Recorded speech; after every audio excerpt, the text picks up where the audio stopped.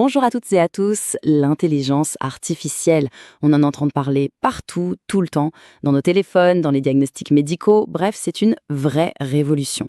Mais comme souvent, on entend tout et son contraire, alors aujourd'hui on va laisser les opinions de côté et on va aborder le sujet en mode scientifique. Ensemble, on va décortiquer ce qu'il y a vraiment sous le capot de l'IA, quelles sont les données qui la nourrissent et comment tout ça est en train de redessiner notre monde. C'est une enquête passionnante qui nous attend, alors on y va.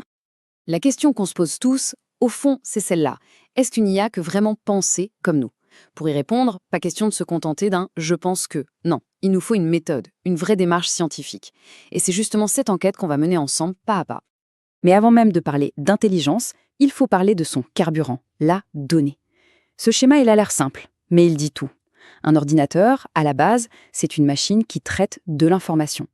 Tout, absolument tout ce que fait une IA, que ce soit reconnaître un chat sur une photo ou conduire une voiture, repose sur sa capacité à traiter des données numériques. C'est la fondation, le socle de tout l'édifice. Sans ça, pas d'IA. Alors, voici notre plan d'attaque pour y voir plus clair. D'abord, on va comprendre comment on transforme la réalité en données. Ensuite, on explorera comment on peut raisonner de manière logique, même quand l'info est incomplète. Après, on mettra ça en pratique avec une énigme médicale, tu vas voir, c'est bluffant. Et enfin, on prendra un peu de hauteur pour parler des grands enjeux et de l'importance de garder son esprit critique bien affûté. Prêt? Allez, on attaque la première étape, des bits au big data. Comment est-ce qu'une photo de vacances, un morceau de musique, ou même ce que je suis en train de dire, se transforme en quelque chose qu'une machine peut comprendre et analyser? Le mot-clé, le voici, la numérisation. En gros, c'est l'art de tout traduire en une suite de 0 et de 1. C'est le seul et unique langage que les ordinateurs comprennent. C'est un peu comme si on apprenait l'alphabet d'un tout nouveau monde, le monde numérique. Et c'est là que ça devient fascinant. Regarde bien ce tableau. Pour un simple caractère, une lettre, on utilise 8 bits, ce qui nous donne 256 possibilités. Pas mal. Pour une nuance de son, on passe à 16 bits. Et hop, plus de 65 000 niveaux différents. Et pour un seul petit pixel de couleur sur ton écran, on explose à 24 bits, ce qui permet de coder près de 17 millions de couleurs. Tu vois le truc? Plus l'information est riche, plus la quantité de données nécessaires devient gigantesque. Et cette explosion, la voilà en image. Ce graphique montre la quantité de données créées dans le monde. La courbe est vertigineuse. Elle monte quasiment à la verticale. On ne parle plus en gigaoctets là, on parle en zetaoctets.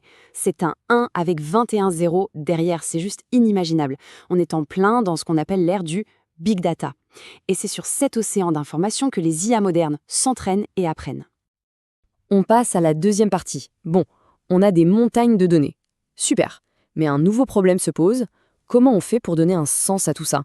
Surtout que ces données sont souvent incomplètes, ambiguës, bref, incertaines. Comment une machine, et d'ailleurs comment notre propre cerveau, arrive à prendre une décision quand il n'est pas sûr à 100%? Cette illusion d'optique est un exemple parfait. Regarde bien.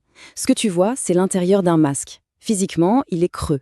Et pourtant, je parie que ton cerveau s'obstine à y voir un visage en relief, un visage convexe. Pourquoi? Tout simplement parce que depuis que tu es né, tu as vu des milliers de visages, et ils sont quasiment tous en relief. Ton cerveau utilise donc cette connaissance a priori, cette expérience, pour interpréter une image qui est ambiguë. En fait, il fait un pari. Il choisit l'option la plus probable. Et ce petit tour de passe-passe de notre cerveau, ce n'est pas juste une anecdote amusante. Non, c'est une forme de raisonnement hyper puissante que la science a étudiée, modélisée et mise en équation. Et ça s'appelle l'inférence bayésienne.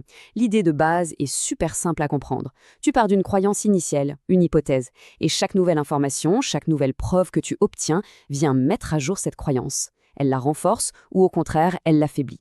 C'est tout simplement la version mathématique de l'apprentissage par l'expérience. C'est ce que ton cerveau fait avec le masque, et c'est l'un des moteurs au cœur de beaucoup d'IA aujourd'hui. Pour vraiment saisir la puissance de ce truc, rien de mieux qu'un cas pratique. Alors, on va enfiler nos blouses de scientifiques et on va se transformer en détective pour résoudre une énigme médicale. C'est un cas d'école où l'intuition est souvent une très mauvaise conseillère. Le point de départ, et ça c'est vraiment le truc à comprendre, c'est qu'il faut absolument faire la différence entre la mesure et la réalité. Un test médical positif, c'est une information, une donnée. Être vraiment malade, c'est un état de fait, c'est la réalité. Et comme n'importe quel outil de mesure, un test peut se tromper. Confondre les deux, c'est l'erreur de raisonnement la plus classique et parfois la plus grave. Pour ne pas tomber dans ce piège, les scientifiques ont un outil super efficace, le tableau de contingence. Ça a l'air un peu barbare comme nom, mais ça permet juste de poser toutes les informations de manière claire et structurée. On va pouvoir distinguer les vrais positifs, le test dit que la personne est malade et c'est vrai, des faux positifs, le test dit qu'elle est malade mais en fait non. Et pareil pour les négatifs. C'est notre tableau de bord pour mener l'enquête. La méthode est hyper rigoureuse, en 4 étapes. 1. On définit notre population.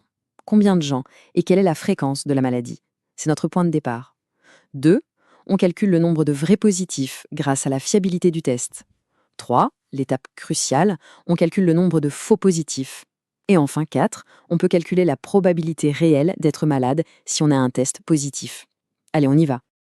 Et c'est là que la magie opère et que notre intuition explose en vol. Imagine une maladie assez rare, qui touche 1% de la population. On a un test pour la dépister qui est fiable à 90%. Tu as un test positif, ton intuition, elle te crie quoi? J'ai 90% de chance d'être malade, non? Logique.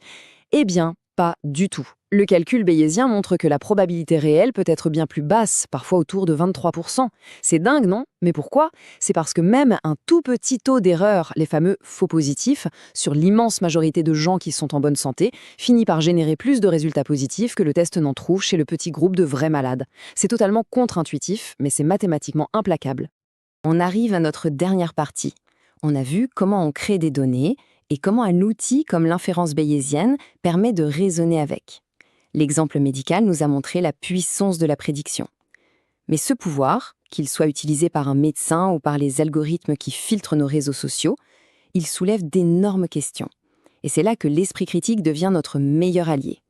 L'IA, ce n'est jamais neutre. D'abord, il y a le problème des biais.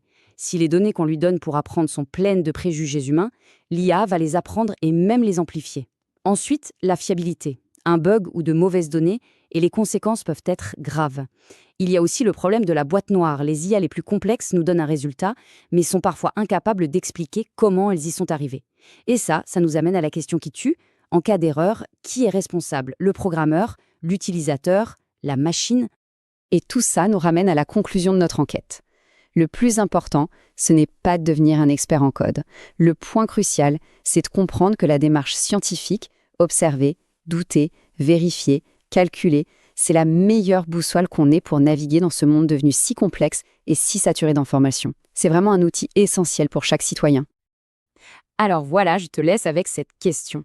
Elle n'est plus seulement scientifique, elle est aussi philosophique, juridique, éthique. Si une voiture autonome a un accident, si une IA médicale se trompe, qui est responsable? C'est sans doute l'une des plus grandes questions que notre société, que votre génération va devoir résoudre. Si cette vidéo t'a permis de mieux comprendre les sciences qui façonnent le monde, n'hésite pas à mettre un like, à t'abonner et à la partager. À très bientôt.